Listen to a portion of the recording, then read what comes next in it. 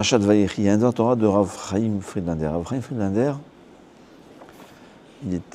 c'est un élève de Rav Dessler. Il est décédé quand je suis arrivé en Eretz, il y a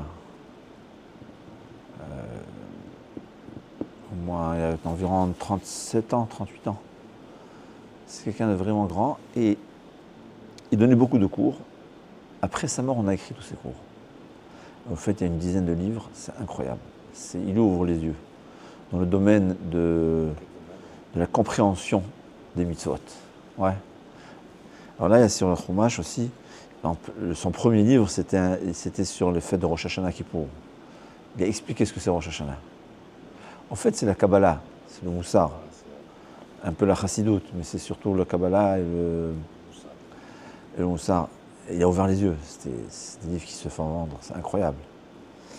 Alors là, intéressant, c'est un Vort qu'on m'a montré, un Torah qu'on m'a montré.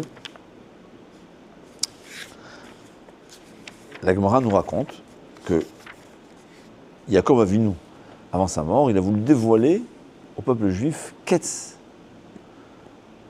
Hagalout. C'est quand que en fait, littéralement, ça veut dire c'est quand le Mashiach va venir. La date de venue du Mashiach. Et tout d'un coup, il a tout oublié.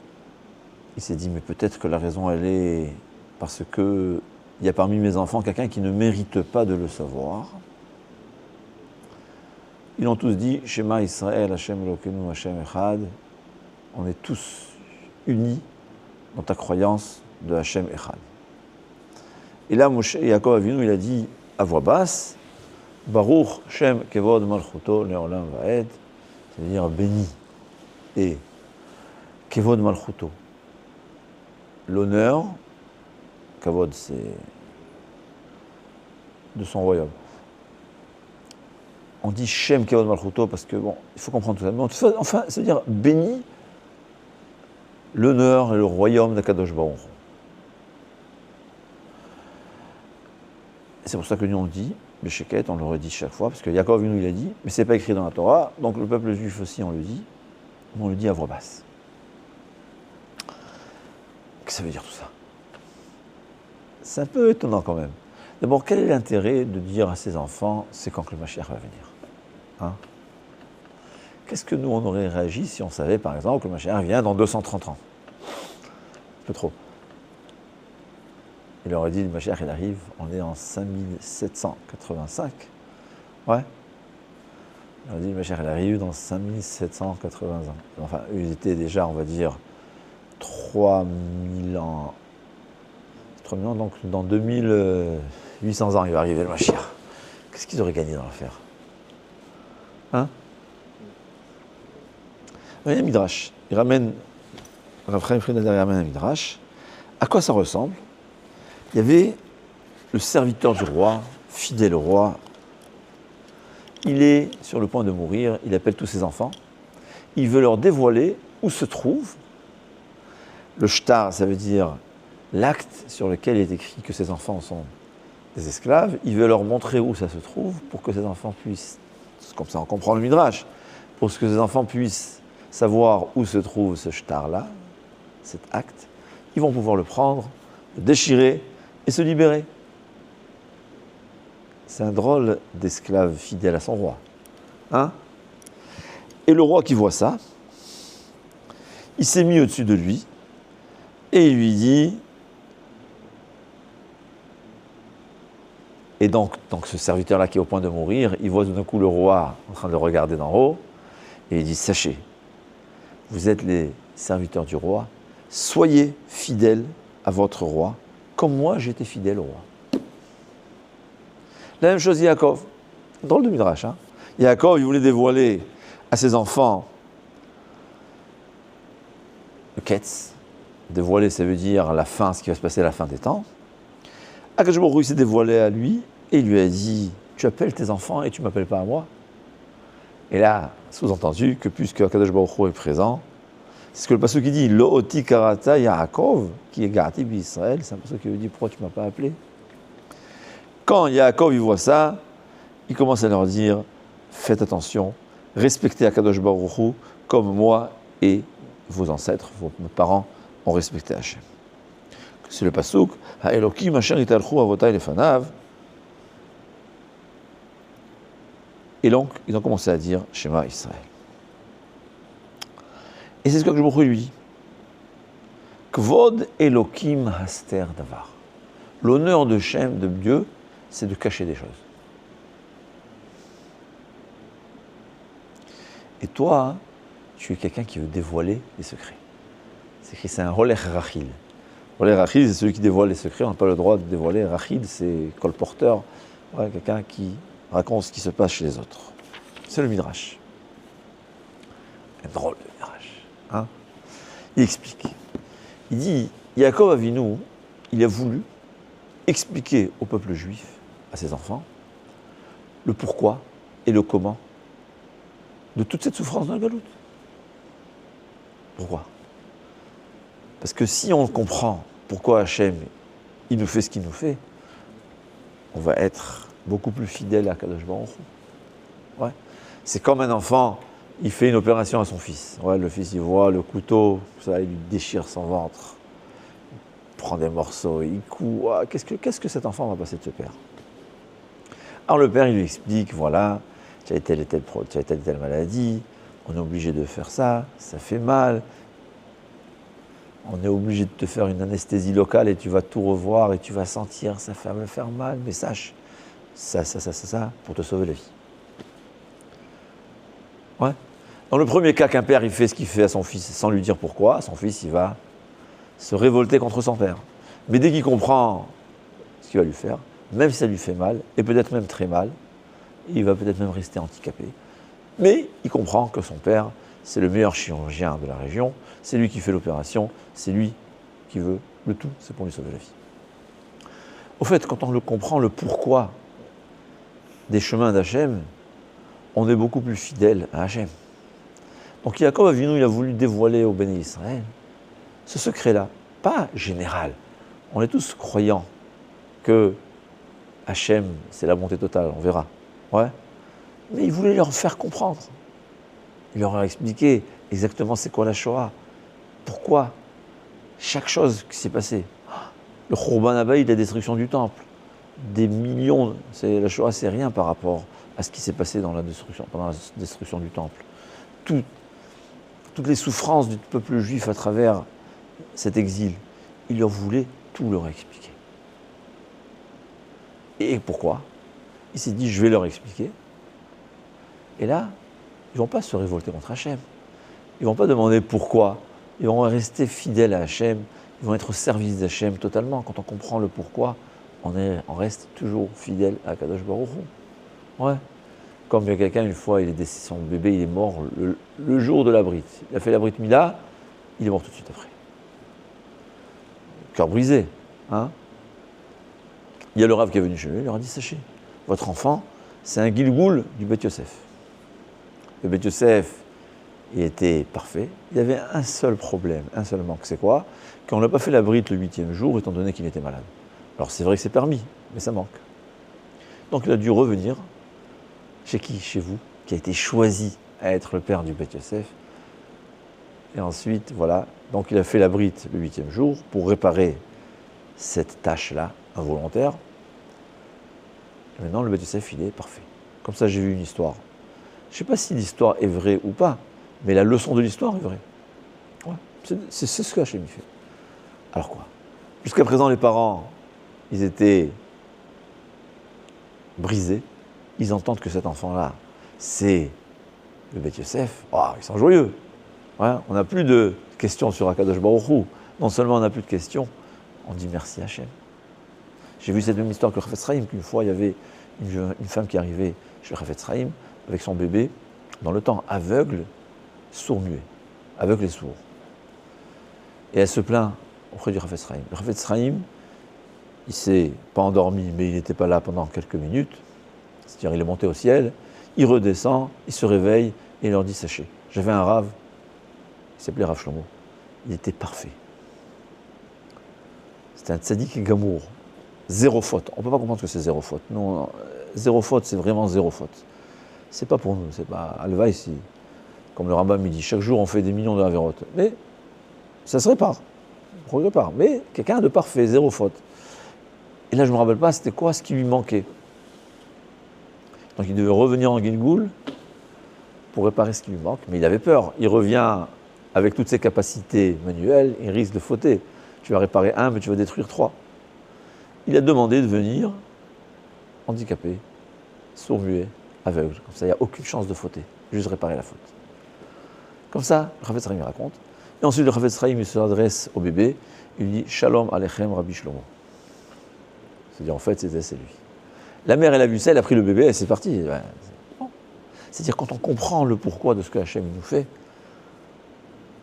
notre émouna reste totale à Akadosh Baruch. Akadosh Baruch Hu, il lui dit, Yaakov, c'est parce que je te veux. Je ne veux pas ça. Moi, je veux que vous soyez fidèle à moi, que vous soyez dans votre émouna totale, dans votre confiance totale en Hachem, malgré le fait qu'on souffre et on ne comprend pas pourquoi. Et le Yetzer Hara réussit à nous convaincre qu'on ne mérite aucune de ces souffrances. Vous allez rester fidèle. C'est ce que Hachem veut. Hachem, il veut cette émouna, cette confiance en Hachem, cette croyance en Hachem. Je sais, Hachem, il m'aime et tout ce qu'il me fait, c'est seulement et uniquement et seulement et rien d'autre que pour mon bien. C'est pas facile. Mais c'est ça.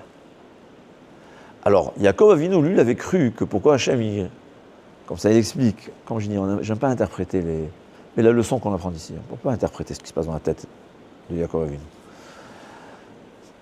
Mais notre leçon, peut-être que la raison pour laquelle je ne le dévoile pas, c'est parce qu'il manque cette émouna. Parce que s'ils étaient total dans la émouna totale, j'aurais pu leur dévoiler. Et on dit non. Shema Israël, Hachem Elokeinu, Hachem Echad. Nos ancêtres brûlaient vifs, au moment où ils se faisaient brûler, qu'est-ce qu'ils disaient? Shema Israël. C'est quoi Shema Israël? Hachem Elokeinu. Hachem, c'est le nom qui définit la bonté d'Hachem, Midat HaRachamim. Elokim, Elokeinu, c'est ce qui décrit la conduite d'Hachem, qui est le Midat Hadin. Ouais, Midat Hadin, c'est la rigueur, punit. Même quand il punit, c'est 1 milliardième de ce qu'on mérite, mais il punit. Hachem Echad, il est un. Comme dit le Rambam, c'est quand un, il est unique, il n'a rien d'autre que la bonté totale. Ah, je ne comprends pas. Oui, c'est le chirurgien qui est en train de faire la chirurgie. Je ne comprends pas. C'est-à-dire, on est tous qu'on a une croyance totale en Hachem. On sait que Hachem, tout ce qu'il fait, c'est pour notre bien. Il n'y a pas de lama hare otem li, comme Yaakov Avinu, il a fait, comme le Midrash, il dit, la seule mauvaise parole qu'il a dit à Yaakov Avinu, lama hare otem li, pourquoi vous m'avez fait du mal? Non, on a compris, il n'y a rien de mal, on a vu. Nous qui croyons que Yosef, tout ce qui se passe avec Yosef, ce n'est que du mal, au fait, ce n'est que du bien. C'est grâce à ça notre vie a été sauvée. C'est ce qu'il dit. Il a dit Baruch Shem Kevod Malchuto L'Olam Vaed Besheket, à voix basse. Parce que Yaakov Avinu, qui lui n'avait pas seulement cru en ça, il est arrivé à un niveau où il voyait les choses. Il voyait la bonté d'Hachem, il avait compris le pourquoi de chaque chose, même du futur. Mais ça, on le dit Besheket, à voix basse. C'est pas tout le monde qui peut comprendre. On n'est pas capable de comprendre. Agmara, il dit qu'aujourd'hui, quand c'est une bonne nouvelle, on dit Shechianu, Atov Ametiv. Et quand Chas Veshalom, c'est une mauvaise nouvelle, on dit Dayana Emet. Mais les Atid Lavo, quand le Mashiach viendra, même sur les mauvaises, qui à nos yeux, les mauvaises nouvelles, on va dire Shechian. On va dire Atov Ametiv. Pas aujourd'hui, parce qu'aujourd'hui on ne le voit pas. On le croit, on ne le comprend pas. On sait que c'est comme ça, mais quand même. Hachem, il te dit, fais la bénédiction selon ce que tu ressens, selon ce que tu vois. Pour nous, c'est Dayana Emet. Mais les Atid Lavo, on va voir, on va tous comprendre que tout est bien. Mais ça, on le dit Bécheket. Il y a beaucoup de gens qui n'acceptent pas ça. Ils ne sont pas capables de comprendre quelque chose de pareil. Ils ne sont pas capables d'écouter quelque chose de pareil. Et on peut comprendre, on ne peut pas juger. On ne peut pas juger quelqu'un qui souffre. Pourquoi il ne comprend pas que c'est le bien?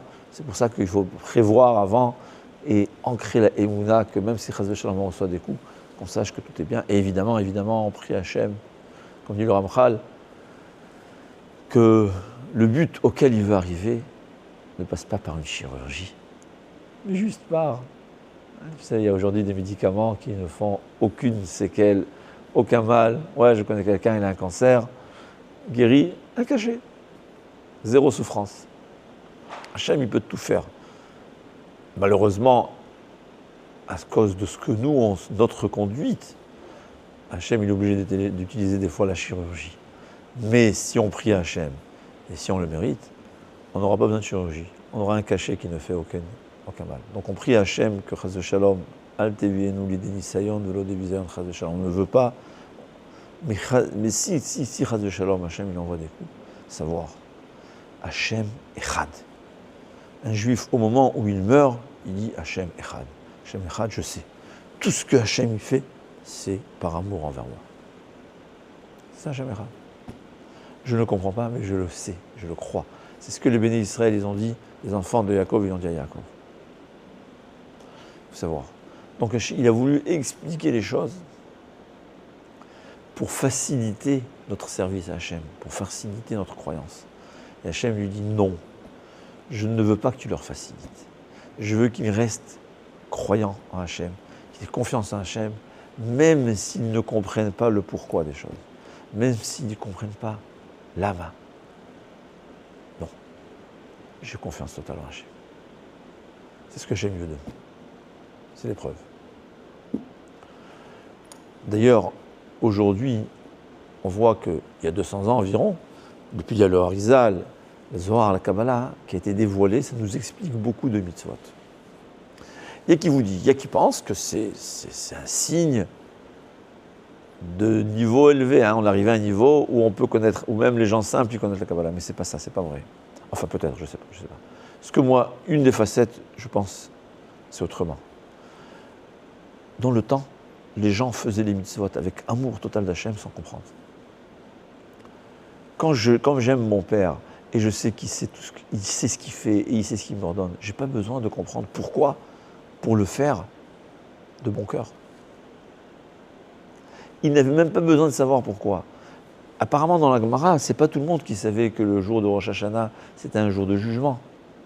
Mais on entendait le shofar, les gens faisaient tchouva. On entendait le shofar, Tamid Chouni Alechem, tout de suite, on était pur. On n'a pas besoin de comprendre. La mitzvah nous approche. C'est comme, en vérité, même aujourd'hui. Arrivé Rosh Chodesh Elul, tous les gens ils vont au slichot. D'où ça vient? C'est Neshama qui ressent. Ouais. Nos ancêtres, ils faisaient très très attention de ne pas mélanger le lait et la viande. Au-delà des obligations de la halakha. Non seulement au-delà de l'obligation, dans toutes les autres mitzvot, on n'a pas le droit de tellement faire attention. Et Bassar Bechalav, il le faisait. Tout il savait. Il ne savait rien. Le Zohar est venu nous dire, oui, sache. Parce que si par erreur, par vraiment totalement honnête, il a mangé Bassar Bechalav, 40 jours de Toum'a. 40 jours tamé. Et malheur à celui qui conçoit un enfant à cette période. Comme ça, le Zohar Kodash dit. Mais quoi, j'ai mangé un petit sandwich ou ça? Les ancêtres le savaient. Ils ne connaissaient pas le Zohar. Ils comprenaient. Ils savaient. Ils ressentaient. Ouais. Chametz à Pessah. Nos anciens faisaient tellement attention au Chametz qu'on les prend pour. Aujourd'hui, on les prend, mais c'est des fous. C'est quoi? Il faut frotter les murs. Le Yerushalmi, déjà, il ne faut pas se moquer des femmes qui se frottaient le mur. Un de nos ancêtres marocains, ils frottaient le parterre. Mais vous êtes fous. À quoi ça sert? Parce qu'ils comprenaient la gravité du Chametz. Et comprenez que quand tu frottes le mur, chaque fois que tu frottes le mur, tu frottes ton cœur, tu nettoies ton cœur du Yetzer Hara. Comment ça marche? Je ne sais pas. Mais le Harizal nous a expliqué que c'est comme ça que ça marche. On n'avait pas besoin avant de comprendre pourquoi. On le ressentait, on était proche d'Hachem. On est proche d'Hachem, on n'a pas besoin de comprendre pourquoi. On ressent des choses. Et même si on ne ressent pas, c'est parce que, des fois, je dis deux choses. On ressentait ce que la volonté d'Hachem, même sans avoir d'ordre. Et quand on nous donnait des ordres, on le faisait de bon cœur, comme si on le comprenait. Aujourd'hui, on est obligé de comprendre, d'expliquer. C'est ce que Yaakov avait pensé. Quand il avait pensé, on pourrait expliquer un peu autrement. Yaakov avait pensé que les béné Israël manquaient un peu de Emouna. Ils risquaient de manquer de Emouna. Il leur dit, s'ils risquent de manquer de Emouna, je vais leur expliquer. Ses enfants, ils ont dit, Hachem Elokeinu Hachem Echad. On ne manque pas d'Emouna. On n'a pas besoin que tu nous l'expliques. On est convaincu qu'un Hachem Echad. On n'a pas besoin d'explication. C'est ça, Shema Israël, Hachem Elokeinu, Hachem Echad. C'est pas facile, dans la vie personnelle, dans la vie publique. J'appelle ça en micro et en macro. Mais savoir que quand on est attaché à Hachem, on vit le mieux du monde. Quand on a confiance en Hachem, tout est bien.